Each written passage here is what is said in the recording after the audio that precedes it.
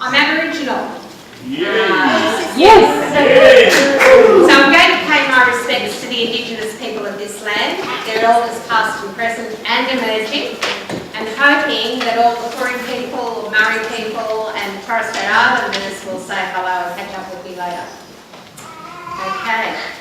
So I am Aboriginal. I'm part of the stolen generation regime that happened probably quite a number of years ago, but is still happening. I'm married with 4 children, 14 grandchildren, and at the moment I'm raising 4 grandchildren.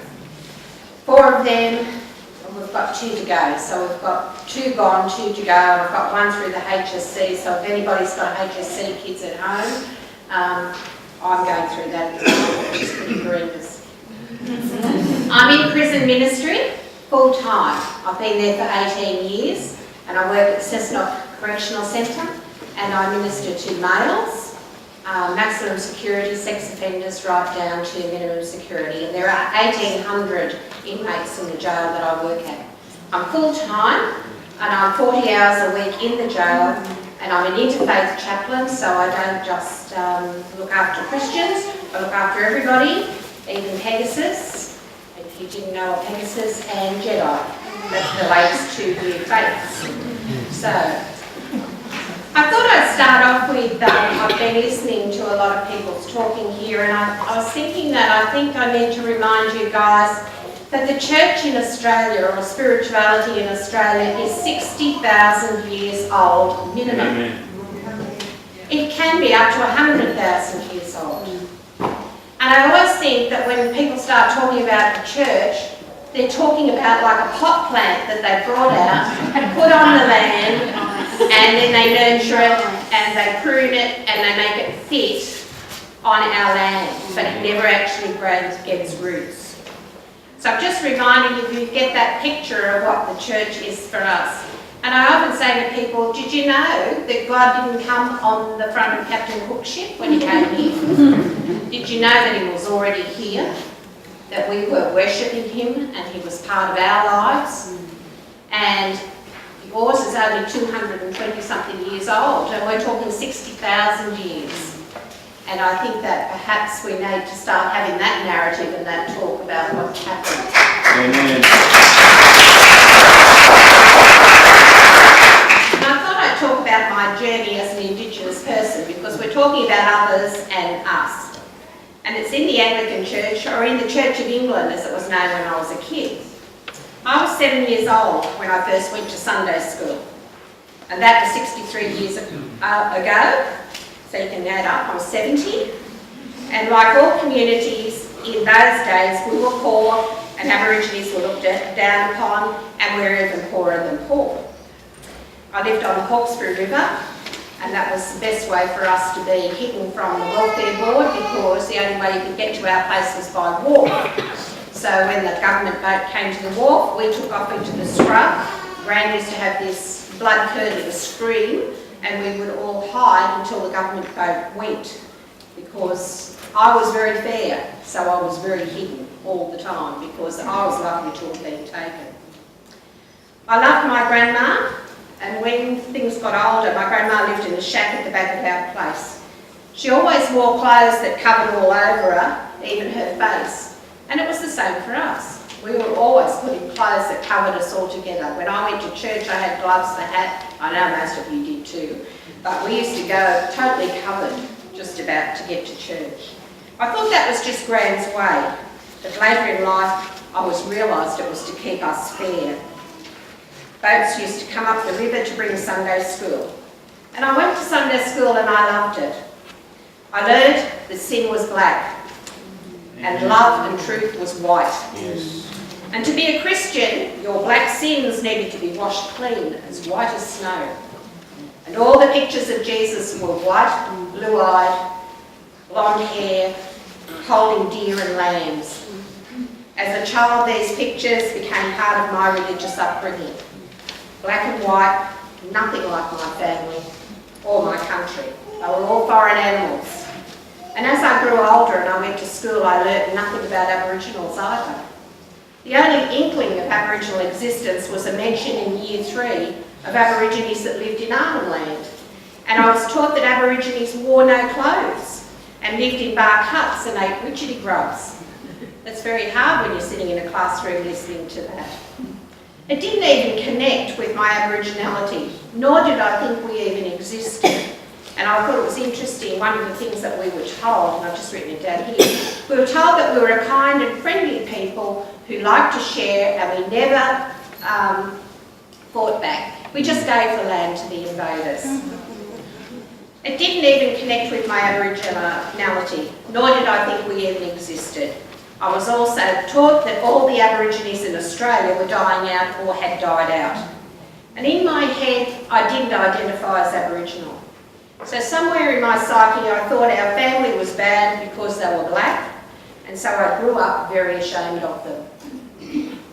My grandma told dreaming stories about life, but when I shared them, I was told they were myth fantasy stories. And the Bible stories I heard from Genesis sounded like myths to me. Noah and a boat with all the animals in it. But I couldn't question it. I was so mixed up about who I was and what I believed. Deep down inside me, I felt very unworthy because the family was dark and dark equals sin, and we could never be as white as snow. When I was older, around 12, I questioned lots of things. I'm a bit of a radical, as you've noticed. I was told by a Church of England priest that the reason that things were bad for us was that we were the children of Ham. Now, I had no idea what that meant until I found out later. It was explained to me that Noah had 3 sons, and Ham was cursed, and his curse was that he was black. And I learned we were Aboriginal, and now I learned that we were cursed as well as black, so we were in a bad way. So I'm talking over 50 years ago. I was still under the Flora and Fauna Act because that didn't change until 1967. Then I was 18. I always tell people I was Flora.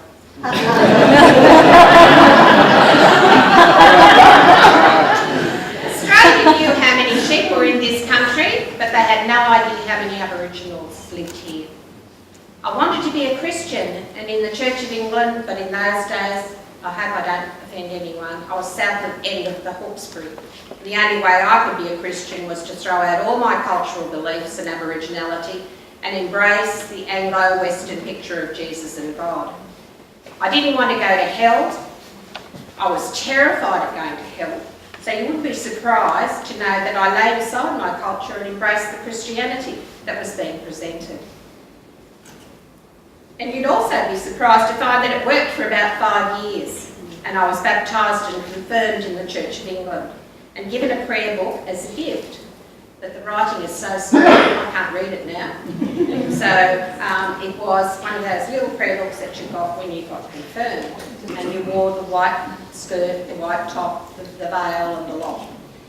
So in the early 70s, there was a movement of Aboriginal community for rights, both land and human. And of course, 1972 was the tent embassy. I started to become radicalised, or I radicalised myself, I suppose. My destiny started to become involved. I started to question what had happened to me. Aboriginal leaders told me that I was worthy. That was good news for me. I found a place I belonged, and I stopped going to church because it still sang the same story. And it didn't fit unless I renounced everything I'd been taught by my grandmother. The Holy Spirit, or as we know it, the spirit of the holy dreaming, was still calling me. I needed to reconcile my Aboriginality and Christianity. This is a very truncated version of my story because I've only got so many minutes. I had become a teacher and I started to become very vocal about Aboriginal culture and the treatment of Aboriginal people in education.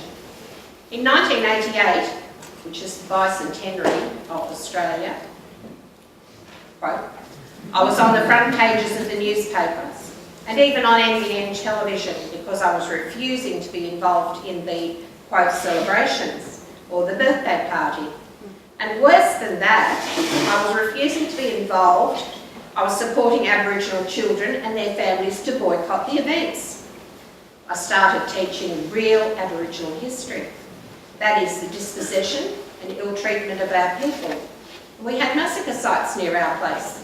So I talked about the massacre sites and nobody wanted to know about it. I nearly got the sack. I guess I was so zealous, that was my motivation.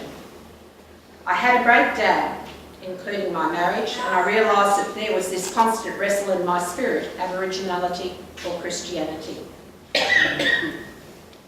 I made a decision to go to Morbid Theological College to learn more about the Bible, theology and Christianity. I wanted to see if my Aboriginal learning was at odds with the Bible, and the more I learned and the more I realised I'd taken on board a very simplistic and literal version of God. In the early 90s, I'd become a delegate to a new Anglican council called NAPSIA. It had an Aboriginal bishop, Arthur Malcolm, and we were going to have a smoking ceremony. I was very excited. Our group was to open an Anglican conference in Canberra, and I was on the committee to organise the smoking ceremony. Well, I was called to a meeting with the then Archbishop of Sydney and the committee organising the conference. They wanted to know what a smoking ceremony was. He believed it to be a heathen practice. I said to him, after a little while, in quietness, and I did the pause, which was really good. I was just taken aback. I said, okay, well you tell me about the pillar of fire and the pillar of smoke in Exodus, and then we'll talk. After a little discussion, it was allowed, but had to be outside the buildings, because there would be too many Anglican Christians who would take offence, and they did. I got lots of letters. I was told that Aboriginal people, as though I wasn't included, were very animistic in their culture, and I needed to understand that. We worshipped animals, apparently.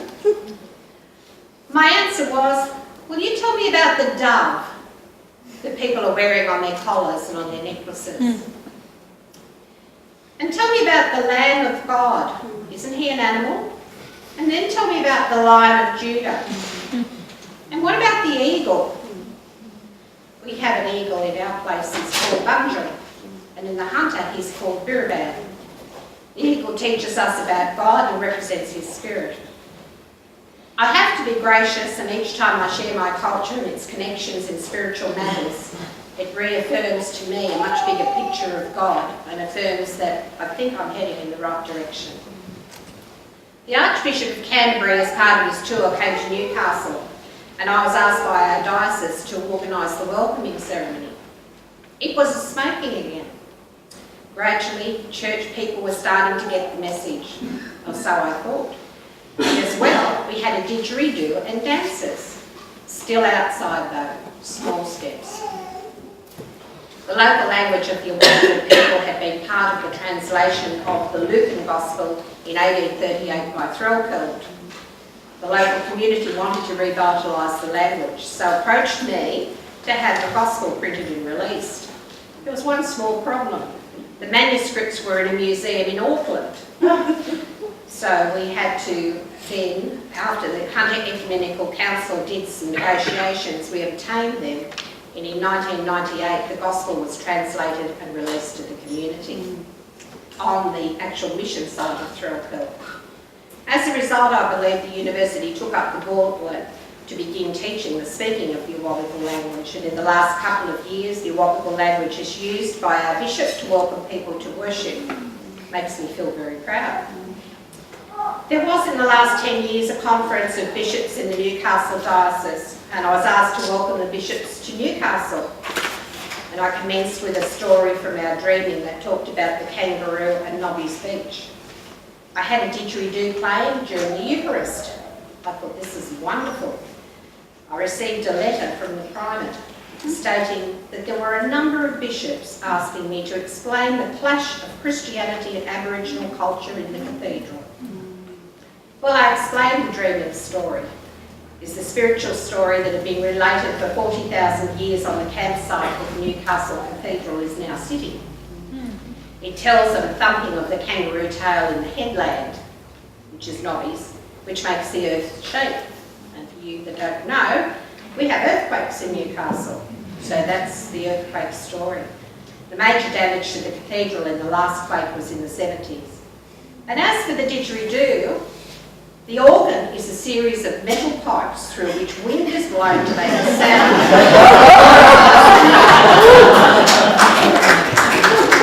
What is a didgeridoo but a wooden pipe through which wind is blown and makes a sound that pleases the creator?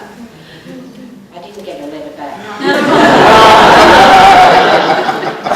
I became a priest in the year 2000 in Newcastle, and there was a lot of discontent amongst the clergy and the ordinance especially, because I was being selected. The bishop decided to bring Bishop Arthur Malcolm down. I didn't mind. And so Arthur Malcolm came down from Cairns and ordained me on the same day that after the 3 other candidates, hoping that that would sort it all out. I still received criticism to my face that somehow this was a lesser ordination because he was an Aboriginal bishop and whatever. And I still had the debate with some of the old standards in the clergy at the moment. So I've been a priest for 18 years. However, I'm here now. I guess I wanted to share some things that I've found in my learning that make me proud to be an Aboriginal Christian. And I love that the Jews have a matriarchal society. We share the same tribal makeup. I love that there are genealogies at the beginning of Matthew and Luke. It's our traditional way of working out our identities. So you give me an Aboriginal person and within 5 minutes I can tell you where he or she is from because I know the family histories. Just being told by their family name if I know their family name. So genealogies are about identity. And for us, we know who Jesus is and where he belongs. So where am I today? Well, I'm here to tell you that we have been here for thousands of years, as I said at the beginning. Anthropologists and archaeologists have carbon dated some of our sites, especially in the Hunter, between 3,000 and 4,000 years. We have Bayomi the Great Spirit, actually in a cave at Milbradale, that I take a number of our inmates who are good boys up there to have a look at it. So when you think of Moses and Abraham at about 4,000 to 5,000 years ago, where is God in all of that? So 20 years ago, Jesus came to a place far away of Nazareth. He came to be with the oppressed and poor. He is my elder and ancestor. God has always been Bayomi to me, as he is in my lingo. And we've known him for nearly 100,000 years. Jesus came to seek and help the broken and oppressed, and that's what we were and are. When white men took our land, we could relate as Jesus as an ancestor and elder. When I started prison ministry, I started to look at the Bible through jail eyes, because there was a very sanitised version of the Bible being taught. And if you go through the Bible through jail eyes, most of the great people in the Bible have pretty good crim form. Including Moses, that didn't even get caught. I mean, he murdered somebody and nobody ever did anything about it. So when you start to do that through the Bible with prisoners, they start to realise that, yes, it can be a book that they can look at. So Cain and Abel, David. And then the other thing is Paul, who wrote most of his best epistles, where? In jail. So he encouraged the guys to do some writing. So even Jesus had issues with the justice system. I mean, when he was arrested and his hands were washed and he eventually was crucified. I'm at the moment taking a look at the Bible as an Indigenous person, because the more I've been learning, the more I realise that I probably relate better to the Canaanites than I do to anybody else. And that can be really problematic for a Christian. So I'm at the moment looking at the Bible through those eyes and people as Indigenous Christians or Indigenous people. So I think that's probably all I have to say about my journey as a Christian Aboriginal. But I just need to, sorry, I'll let you get that in a minute, is remind you again about the plot plan. We really need to get rid of the pot. We need to start growing this Aboriginal spirituality in here and owning our Anglican church or our church or Christian church in Australia is 100,000 years old. It's not 2,000 years old. And it's not coming from the west to here. It's already here and has been. But if you put your roots down into the spirituality of this land and start to do, when we're talking about circles, I'm talking about how to, Brendan was talking about dialogue. I run a thing in the jail called Circle. Only I don't do it with 5 or 6 people. I have between 60 and 80 Aboriginal men that come down at dusk around the campfire. And we talk. We don't talk about spiritual things in the sense of theology or anything like that, but we just talk about where we're at and what we're doing and what's happening for us. And we sit around the campfire. We introduce each of us. It takes probably a couple of minutes just to call out your name and your country. So it would be Di Boandik, Jared Wiradjuri. So they go right around, and by the time they're finished, everybody knows who's there. And then we have a minute's silence for those who've passed on. And then we talk, and I usually tell a story. And I tell an Aboriginal story. The last one we did was on how the birds got their colours. And for you who have probably read that story many times, you've seen it as a quaint story that talks about how people get colours. But for us, and how I teach it is, it's about relationship. The bird has festering foot. Nobody will come to go and fix.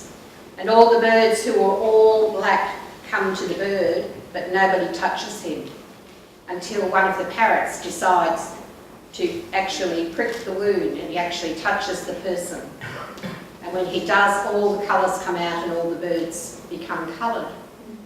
And I encourage men to talk to each other about their issues, about talking about where they're coming from, building relationship like that. And they end up with the God colours. They end up with the colours of what they've got from that relationship that they're building. And I encourage people to do that. So I'd encourage the church to be like that, to start pricking the wounds, having a look at them, touching them, and actually becoming involved in what's happening in the Aboriginal community. We're running at the moment at 38% Aboriginal in Cessnock, but I believe Western Australia is much higher. And Queensland. It costs $185,000 per year to have an inmate in a jail. For a juvenile, it's $550,000 a year. Think about it, it's not good economics, is it? No. So I think that we probably need to have a good look at those things too.